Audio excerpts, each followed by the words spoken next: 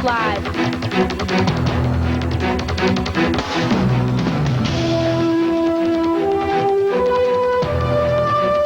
Last week, America suffered greatly. Thousands of our citizens lost lives. Thousands were hurt. But thousands of our citizens rose to the occasion to help. Last week was a really horrible week for America. But out of our tears and sadness, we saw the best of America as well. We saw a great country rise up to help. Tens of millions of dollars and thousands of hours and tons of food and clothing have all been donated to help rebuild shattered lives. 1 week after the terrorist attack, President Bush shares words of pride and encouragement for America and the people who live here. Good evening, I'm Courtney Maines. And I'm Kelly Esno.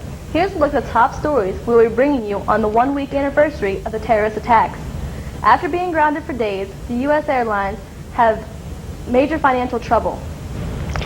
Israel has declared a ceasefire. The details coming up. Marjorie Reed will bring you the latest weather. New York Mayor Rudy Giuliani, New York Governor George Pataki, and UN Secretary General Kofi Annan visited the site of the crumbled World Trade Center Tuesday. Giuliani says 218 people have confirmed dead, 152 of which have been identified. 5,422 people are still missing. Officials at the site continue to call their work a rescue mission, emphasizing the possibility that victims could be found alive in the 7-level complex underneath the center. It housed the subway station, a commuter train station, and retail shops, as well as restaurants. So far, 39,000 tons of debris have been removed, but some 20 times that amount still remains. Thousands of Minneapolis residents are gathering to send a message to New York, Washington, Pennsylvania, and the rest of the country by forming a human flag. It's been done all over the country this week, but it's a gesture we can see enough of. After days of being grounded, U.S. Airways has experienced some financial trouble. A U.S. Airways representative said they were planning to slash 11,000 jobs. These cutbacks also include a 23% reduction in flying.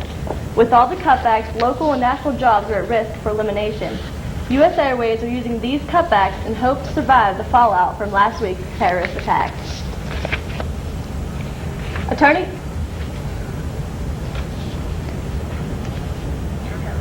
General John Ashcroft says known associates of the hijackers are believed to still be in the United States. At an afternoon news conference today, he also confirmed that investigators are looking into the possibility that more planes might have been targeted for hijacking by terrorists last Tuesday. A week after the worst terrorist attacks in U.S. history, anxiety is growing in Pakistan, with expected U.S. attacks on neighboring Afghanistan, where suspected terrorist Osama bin Laden is believed to be hiding. A truckload of soldiers rumbles across this winding road where Pakistanis are aware that fighters of the Taliban have taken oppositions on the Afghan side of the border. A New Hampshire doctor who once cared for Osama bin Laden's family in Saudi Arabia is speaking out in support of the millionaire terrorist. Dr. Terry Bennett says he is concerned about the family, especially the members living in New Hampshire, because they are being branded as evil. He wants to send a message that Americans are misinformed, that bin Laden is not a reflection of his relatives. He is a family outcast.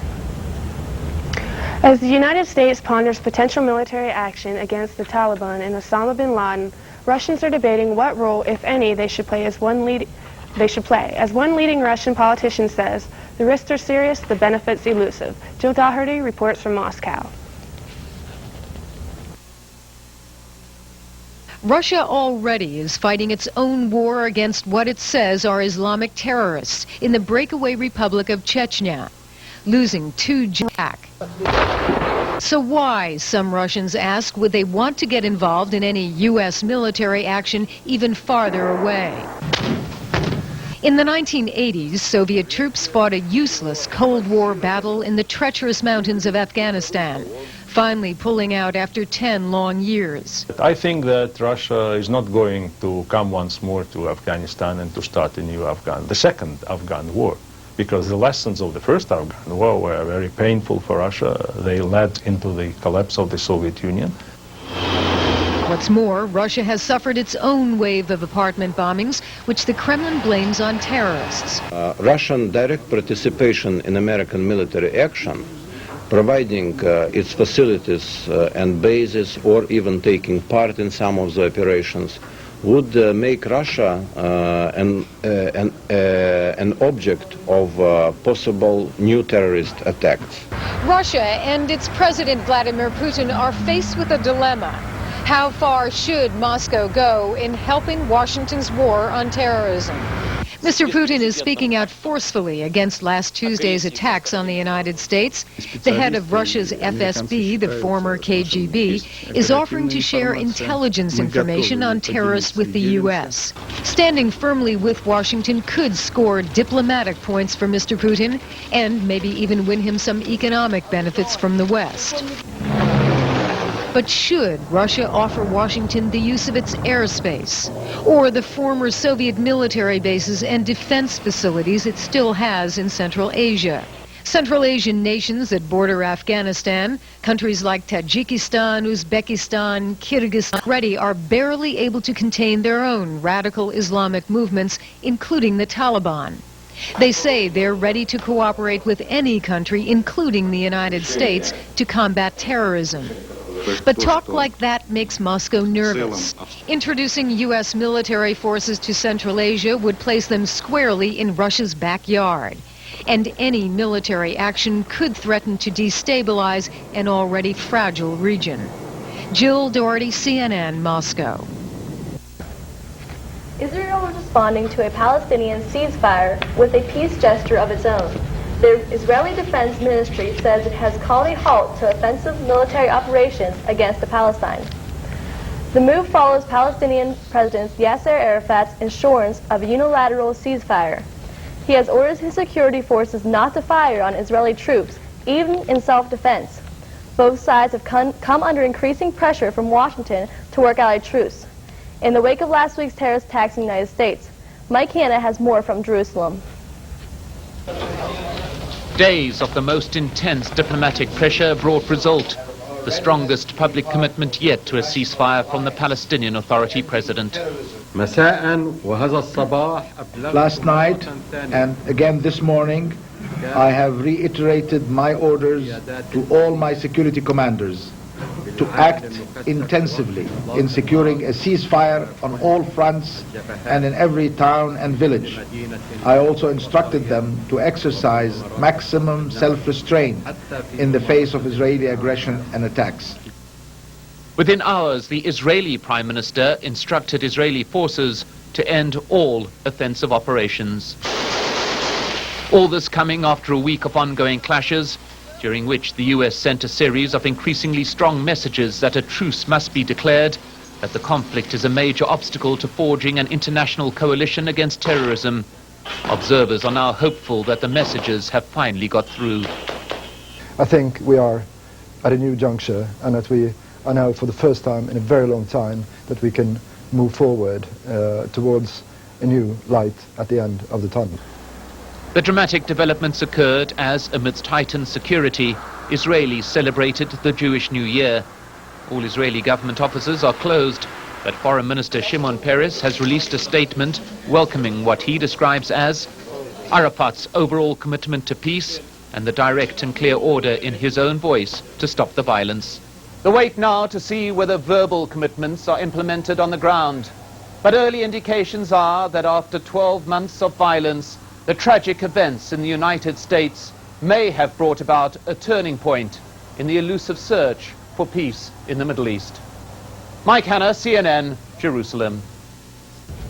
This past week, we have only heard news about the attack on America, but there has indeed been other news. Here's a look at some of those stories. After last year's presidential election, America's voting system has been on the minds of many, including Governor Tom Ridge. Governor Ridge created a task force in charge of re-examining Pennsylvania's voting system. The panel is recommending more funding from the voting system. However, they don't recommend a statewide voting standard. All recommendations will be presented to Governor Ridge as he considers a variety of solutions to last November's election problems. Some of you may have heard about a very important visit a few weeks ago.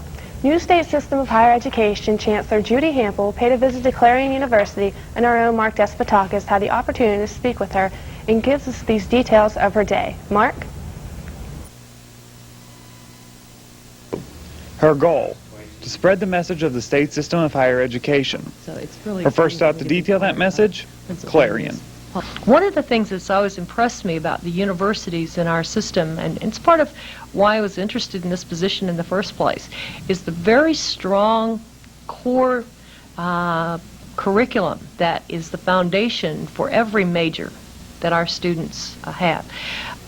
New State System Chancellor Dr. Judy Hample made her first stop on a tour of state system universities here at Clarion University. She spoke with students, faculty, and staff at an open forum on September 6th. I wanted an open forum to give you a chance to help educate me as the new chancellor, someone who's new to your state, who's very anxious to learn about what's of interest and concern to you. Her visit to Clarion University was a welcome one, according to University President Dr. Diane Reinhardt. I think, Mark, you know that I served on the search committee when I was the presidential representative on the search committee, so I got to know the Judy before anybody else did. And so I've been very impressed with her. Hample is using her visits to various campuses to discover the issues facing the entire state system. Once she assesses the issues at each campus, she feels she'll be better able to serve the system and the entire state. At Clarion University, Mark Despotakis, TV5 News. If you would like to see more of Mark's interview with Judy Hample, watch Feedback next Thursday for a complete sit-down interview with the new chancellor. That's next Thursday at 7:30 right here on TV5.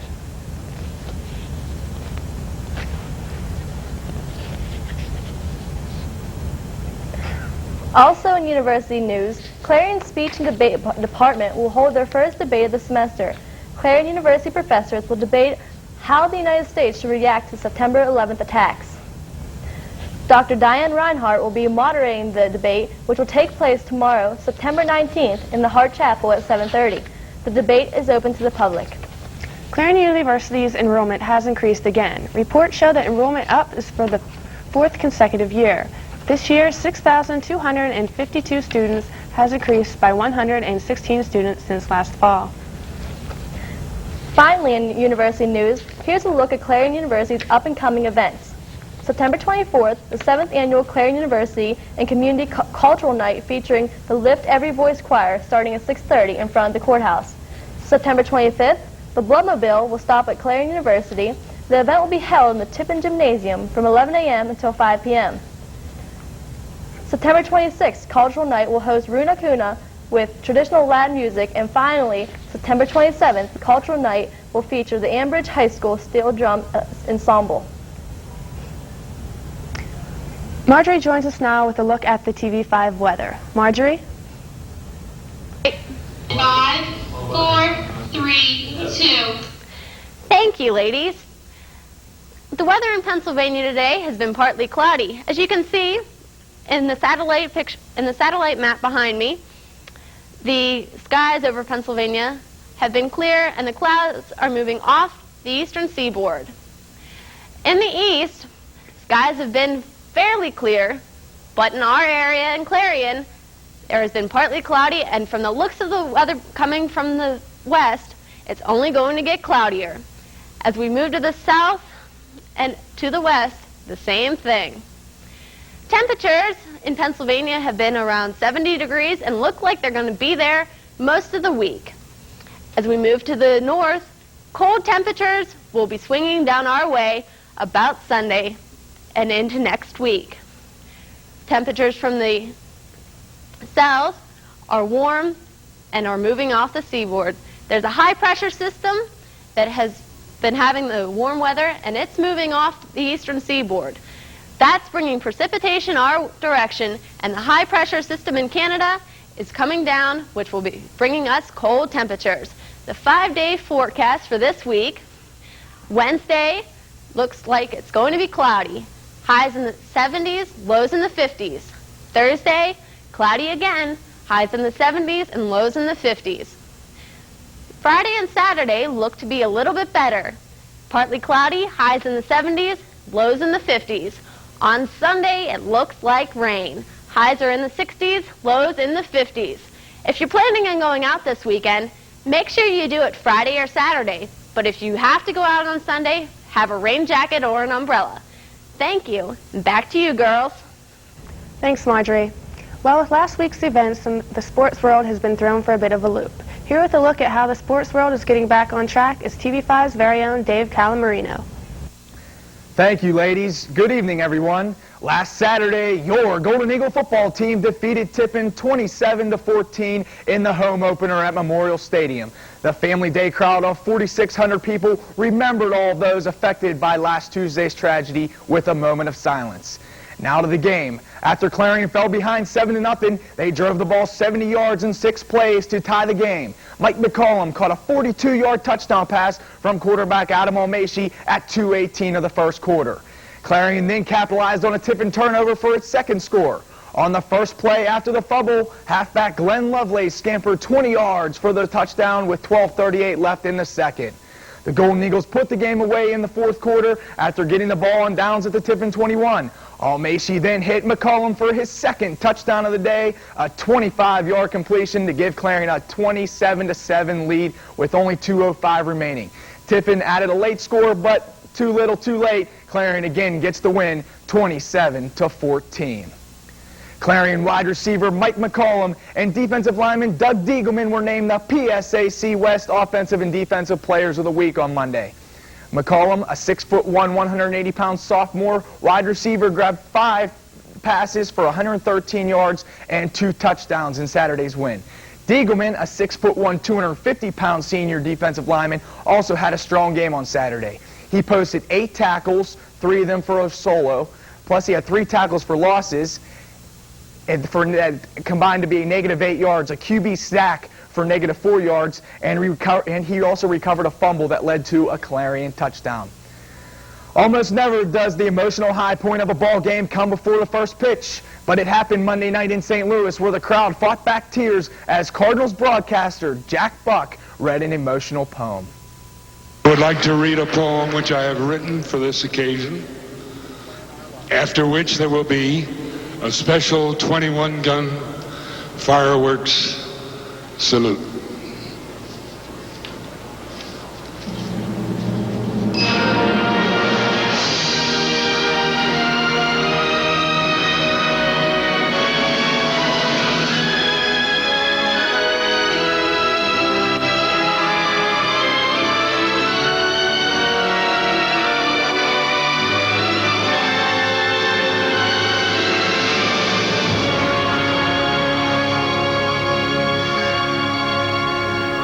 Since this nation was founded under God more than 200 years ago, we have been the bastion of freedom, the light that keeps the free world aglow. We do not covet the possessions of others. We are blessed with the bounty we share. We have rushed to help other nations, anything, anytime, anywhere. War is just not our nature. We won't start, but we will end the fight. If we are involved, we shall be resolved to protect what we know is right. We have been challenged by a cowardly foe who strikes and then hides from our view. With one voice we say, we have no choice today. There is only one thing to do. Everyone is saying the same thing and praying that we end these senseless moments we are living. As our fathers did before, we shall win this unwanted war, and our children will enjoy the future we'll be giving.